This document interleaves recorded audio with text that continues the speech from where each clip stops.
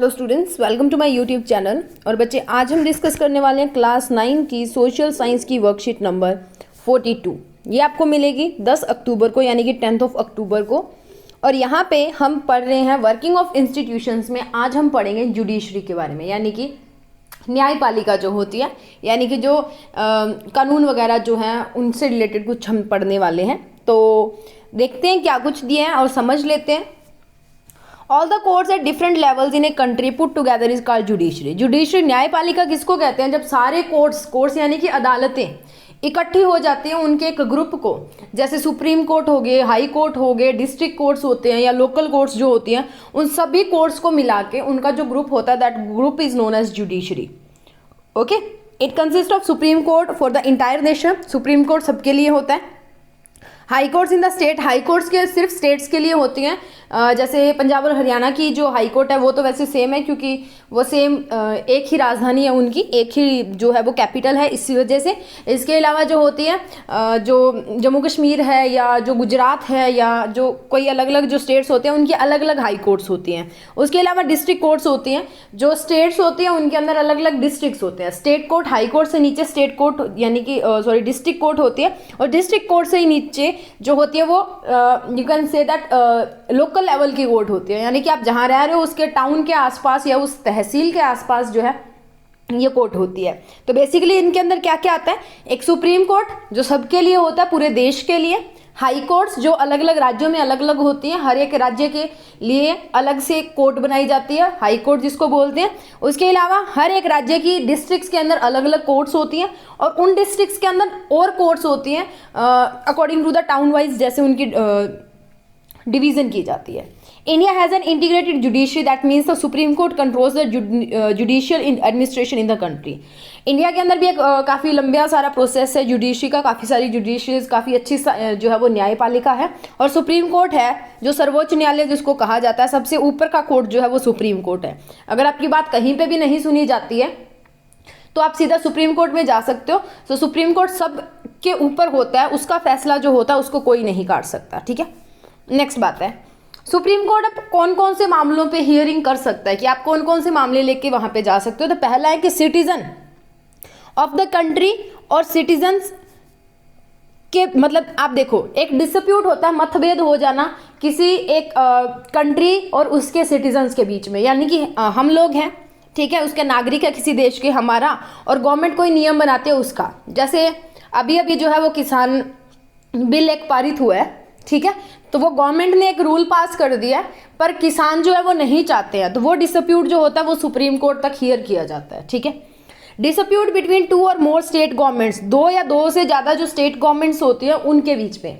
जैसे पंजाब और हरियाणा की बात हम करते हैं, तो हरियाणा जो है ना वो पंजाब का ही हिस्सा हुआ करता था। तो अब इन दोनों की कैपिटल भी एक है, तो उस कैपिटल के लिए भी इनकी लड़ाइयाँ चल रही है, भी चंडीगढ़ किसका है, ठीक है। तो इसीलिए चंडीगढ़ को एक यूटी का नाम दे दिया कि कोई किसी का नहीं है। उसके अलावा SYL आप काफ़ी बार खबरों में सुनते हो। SYL यानी कि पंजाब से हरियाणा के अंदर जो पानी जाता था उस नहर का काम है, उसके ऊपर लगातार जद्दोजहद चल रही है। तो वो वैसे मामले 2 स्टेट्स के बीच के मामले सुन सकते हैं। उसके अलावा सेंट्रल और स्टेट गवर्नमेंट, कोई भी सेंट्रल गवर्नमेंट है यानी कि जैसे मोदी सरकार है और कोई भी और सरकार है, या किसी राज्य के अंदर कांग्रेस की सरकार है और सेंटर के अंदर भाजपा है, तो भाजपा और कांग्रेस के बीच में अगर कुछ हो रहा है तो वो सुप्रीम कोर्ट सुनती है। It is apex body for appeal of criminals and civil case. Criminal और सिविल केसेस के बीच में हाईएस्ट आप अगर आपको नहीं होता कि हाई कोर्ट वगैरह के परमिशन से, आप सीधा सुप्रीम कोर्ट जा सकते हो। ठीक है, उसके अलावा हाई कोर्ट ने आपको कोई फैसला सुना दिया है, आप उससे खुश नहीं हो, कि आप सोचते हो कि नहीं नहीं यहाँ पे मेरे साथ नाइंसाफ़ी हुई है, तो आप सुप्रीम कोर्ट में उसके खिलाफ वर्डिक्ट जो है वो डाल सकते हो, अपील जो है वो कर सकते हो। नेक्स्ट बात आती है इंडिपेंडेंस ऑफ जुडिशरी, यानी कि जुडिशरी की स्वतंत्रता। This means that judiciary does not function under the control of legislator and executive. Legislator जो एग्जीक्यूटिव जो होते हैं उनके अंडर काम नहीं करती है, किसी के दबाव के अंदर जो काम नहीं करती है, उस जुडिशरी को बोलते हैं independent judiciary. Therefore court is not subjected to the legislator and executive in all modern democratic.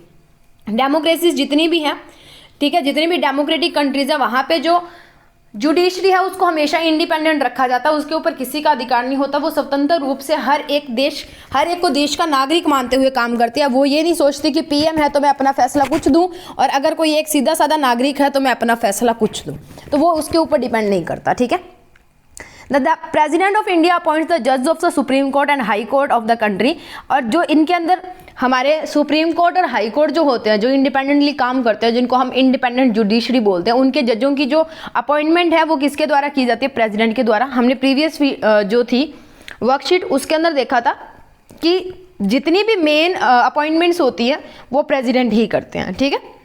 Normally the most senior जज of the supreme court is appointed as a chief justice. इसको chief justice of India जो है वो जो सबसे ज़्यादा senior हो जाता है, सीनियर मतलब जिसका वर्किंग एक्सपीरियंस ज़्यादा होता है, ये नहीं कि जो एज में बड़ा है, जिसका वर्किंग एक्सपीरियंस ज़्यादा होता है उसको चीफ जस्टिस बनाया जाता है। Once a person is appointed as a जज ऑफ द सुप्रीम कोर्ट और high court, it becomes almost impossible to remove him from his post. एक बार जो बंदा सुप्रीम कोर्ट या हाई कोर्ट का जज बन गया तो उसको ऑलमोस्ट इम्पॉसिबल होता है उसको उसकी जगह से हटा पाना। A motion of non confidence has to be pass by separate 2/3 majority in both houses of parliament to remove any जज। तो अब ऑलमोस्ट इम्पॉसिबल है पर बिल्कुल इम्पॉसिबल नहीं है। अगर आपको उसको हटाना ही है तो 2/3 आपको वोट्स उसके अगेंस्ट लेके आने पड़ेंगे, 2 हाउसेज के, यानी कि 2/3 वोट्स जो हैं वो उसके अगेंस्ट होने चाहिए अगर आपको उसको रिमूव करना है तो। ठीक है। उसके बाद में judiciary and the constitution of India, यानी कि न्यायपालिका और भारतीय संविधान जो है वो। तो जुडिशरी और संविधान की बात अगर हम करें तो supreme Court and the high court have right to interpret the constitution of the country. If the judiciary feels that the legislation of the legislator or any executive action is against the constitution, it can declare such legal action invalid at the central or state level. हम supreme court और high court को ना हमेशा जो काम करते हैं ना वो संविधान के अनुसार काम करते हैं। संविधान में जो हमारे अलग अलग कानून बनाए गए हैं, लॉज बनाए गए हैं, उनके हिसाब से काम करती है। अब ये होता है कि कोई नेता या कोई भी जो होते हैं, ठीक है, चाहे वो सेंटर की सरकार है, अगर वो कोई ऐसा नियम बनाती है जो हमारे संविधान के खिलाफ है तो वो उसको इनवैलिड दे देते हैं किसी भी सेंटर के अंदर, यानी कि पूरे देश के अंदर या किसी एक पर्टिकुलर स्टेट के अंदर। ठीक है। In this way if a law or executive action is challenged then Supreme Court decides its constitutional validity. और जब भी एक लॉ को या एग्जीक्यूटिव एक्शन को चैलेंज किया जाता है, जैसे कि अभी चल रहा है जो किसान बिल पास किया गया है, ठीक है, तो उसके खिलाफ चैलेंजेस जो है वो आ रहे हैं, तो अब वहाँ पे सुप्रीम कोर्ट की जो है वो जिम्मेदारी आ जाती है कि वो डिसाइड करते हैं कि इसकी वैलिडिटी कितनी होगी या कैसे कैसे लोगों को इफेक्ट करेगा। We know this as judicial review. तो सुप्रीम कोर्ट दोबारा से उस किसान बिल को दोबारा से रिव्यू करेगा कि सच में तो कोई ऐसी बात नहीं है कि जो इनको इतना इफेक्ट कर रही है। ठीक है। भारत बंद भी हुआ था अभी थोड़े दिन पहले इसी केस के कारण। The supreme court has also ruled that parliament cannot change the fundamental principles of constitution। Supreme court खुद भी जो पार्लियामेंट को रूल करता है वो खुद भी जो है वो कॉन्स्टिट्यूशन के जो प्रिंसिपल्स हैं उनको चेंज नहीं कर सकता है। ठीक है। खुद भी वो चेंज नहीं कर सकता। उसके बाद में देखिए judiciary and fundamental rights. And Indian judiciary protects the fundamental rights of citizens, that is citizens can also go to court if their rights are violated. अब जो इंडियन जुडिशरी है, भारत की जो न्यायपालिका है, वो लोगों के अधिकारों की रक्षा भी करती है। अगर आपको लगता है कि आपके किसी अधिकार का हनन हुआ है, हनन मतलब या उसको किसी ने वायलेट किया, उसका किसी ने दुरुपयोग किया, तो आप कोर्ट जा सकते हो और अपना जो है वो मत वहाँ पे रख सकते हो और कोर्ट आपकी बात जरूर सुनेगा। ठीक है। आप जो है जुडिशरी की मदद ले सकते हो। For this reason people trust the judiciary a lot. इसी कारण क्या होता है कि जो जुडिशरी के ऊपर लोगों का जो ट्रस्ट है वो बहुत ज़्यादा है। ठीक है। Next is question.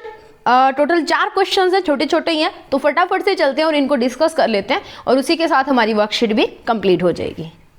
तो बेटा देखिए फर्स्ट क्वेश्चन है what is judiciary, which courts are included in. Judiciary क्या होते हैं और कौन कौन से कोर्ट इसके अंदर आते हैं। तो all the courts at different levels in a country put together are called judiciary. The Indian judiciary consist of supreme court, high courts, district courts and the courts at the local level, यानी कि लोक अदालत। ठीक है। उसके बाद में what matters are heard in the supreme court of India.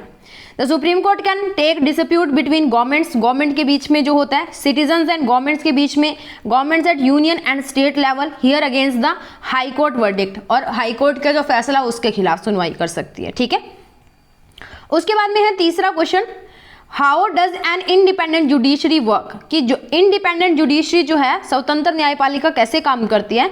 Independent judiciary functions without any external pressure of government, it आएगा, any external pressure of government on it and impartially, on it कर लो बेटा, on लिख लेना यहाँ पे, ठीक है। नेक्स्ट है fourth question, in your opinion why judiciary is necessary for safeguarding the citizens right, कि आपके मत के अनुसार जुडिशरी जो है वो, न्यायपालिका जो है वो लोगों के अधिकारों की रक्षा करने के लिए क्यों जरूरी है। The judiciary protects the rights of the citizens of a country if the government और सोसाइटी और any other person violates our rights, अगर कोई सरकार या कोई सोसाइटी या कोई और इंसान हमारे जो अधिकार हैं उनको वायलेट करता है, ठीक है, we can take refuge to the in the court, और हम कोर्ट के अंदर उसकी अपील कर सकते हैं। Judiciary is essential for safeguarding the rights of citizen, तो इसीलिए जो जुडिशरी है 10, यहाँ पे 10 लिख लेना, 10, ठीक है, judiciary is necessary for safeguarding the rights of citizen, ठीक है। तो ये थे हमारे 4 क्वेश्चन आज के, आपको आपकी स्क्रीन के ऊपर सेकंड, थर्ड और फोर्थ क्वेश्चन के आंसर दिख रहे हैं, आप फटाफट से इनका स्क्रीनशॉट ले ले। उसके बाद में मैं आपको दिखा देती हूँ, फर्स्ट, सेकंड और थर्ड क्वेश्चन आपको आपकी स्क्रीन के ऊपर दिख रहे हैं, यहाँ से आप पोज करके इनको कंप्लीट कर सकते हैं। इसी के साथ हमारी वर्कशीट यहाँ पे खत्म होती है, और आपको पता है आपने क्या करना है, वीडियो को एक लाइक और एक आपका इंपॉर्टेंट सा कमेंट जरूर डाल के जाइए। एवरी सैटरडे और संडे में आपके हर एक कमेंट का रिप्लाई करने की कोशिश करूंगी, क्योंकि बाकी के दिन तो वर्कशीट्स बनानी होती है ना, तो एवरी सैटरडे और संडे कोई इंपॉर्टेंट कमेंट्स होंगे तो बीच में भी रिप्लाई आपको दिया जाएगा, ठीक है। So thank you so much for watching my video.